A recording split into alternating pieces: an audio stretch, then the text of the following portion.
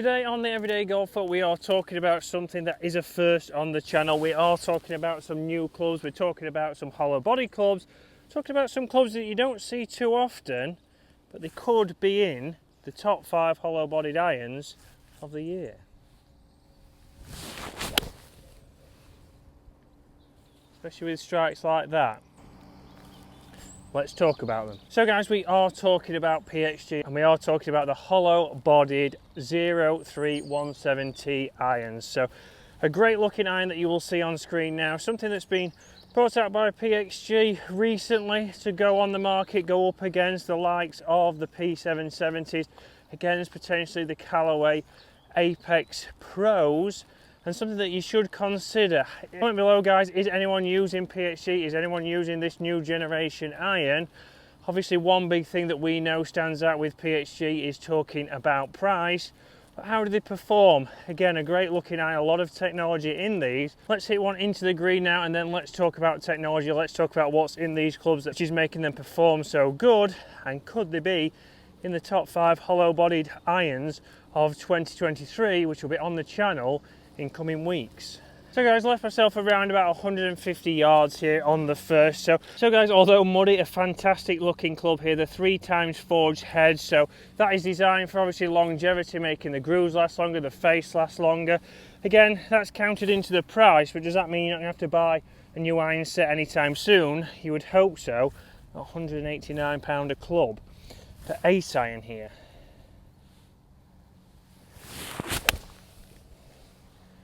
Nice low launch, a little bit of a pull, probably just going to miss the left hand side of the green, and it has. Let's get down there and let's chip on. So guys, unfortunately missed the green here, but this is the pitching wedge. You can see it's got a nice white line at the bottom of the face. That's something I certainly do like the look of behind the golf ball. Again, what I have found with these, using them in the last couple of days, is a very big face, so it looks like a lot of surface area when you're looking down at the golf ball.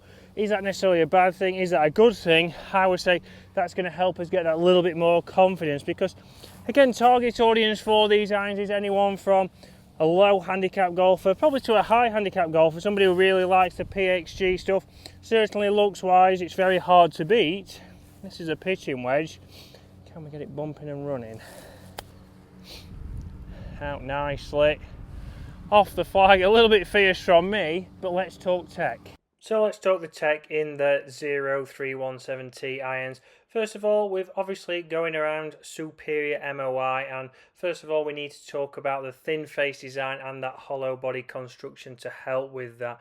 Once we move on from that, we're thinking about tungsten weighting in the toe to help move the CG towards the centre of the face. Alongside this, we've got the S-Core polymer inside that hollow body to help with your spin rates and help with that distance control to make you a little bit more consistent when you're doing your yardages. Again, precision milled grooves to the USJ limit, so should allow you to get the most spin out of that. We've got the 3x forged finish, so again to get that softer feel and make it feel just as close to a blade as possible. Polished off by robotics, so to make it look nice and shiny, have that great finish, and it does come in the extreme dark option. So guys, now to test some numbers inside. So obviously what we want to see with hollow bodied irons is, can we flight it low and can we flight it high? I've got the 4 iron here. First of all, I'm going to try and flight one high, so just a normal shot, a high launching ball. Again, let's see if that's nice and easy. Down at the golf ball, obviously it does look like we've got plenty of surface area that we can hit.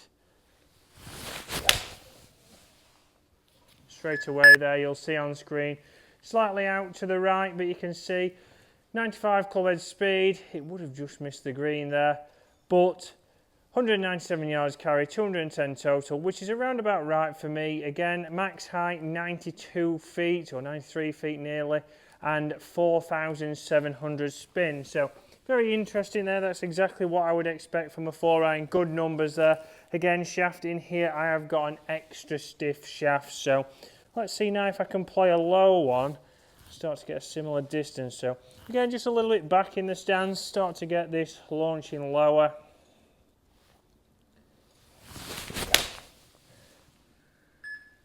Definitely lower. Didn't have much club face control there, 96 miles an hour.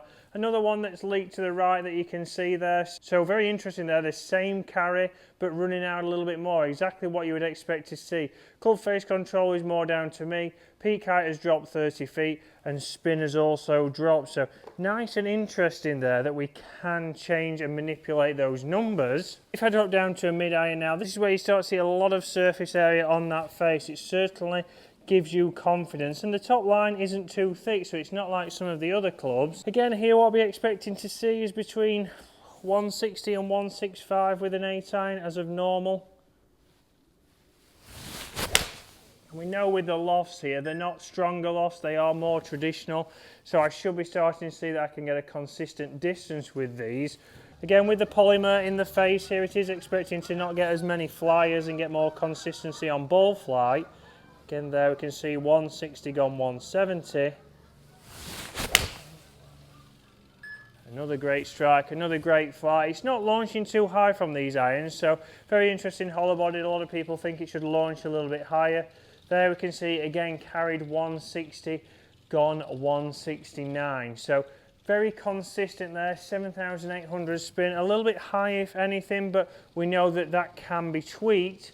Again, feel-wise off these clubs, they have felt fantastic, so that 3x4s does certainly give you a great feel off the face. But let's get back on the golf course. Let's hit one in here to the 9th green at Waterfront and see if we can flight a wedgie. So interesting numbers there in the simulator, obviously talking about the lofts. The lofts are very much standard, they are more traditional, so we know that we can match this in nicely with hybrids. We're not having to mess around too much. But also what we've got is that hollow-bodied thin face, again, just to help spread that MOI, so to spread the perimeter waiting for forgiveness. And again, these are screaming out forgiveness along with being traditional lofts. So you could say a more player's iron and more towards a lower handicap, but that doesn't put you off as a higher handicap. It just means there might be a few more lower handicappers who go to these clubs. Again, ever so easy to flight there.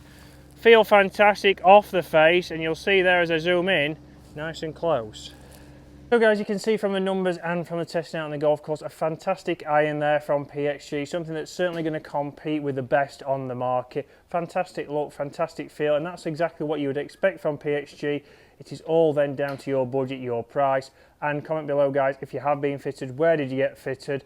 I know they've got a fantastic fitting centre down south, well worth a visit.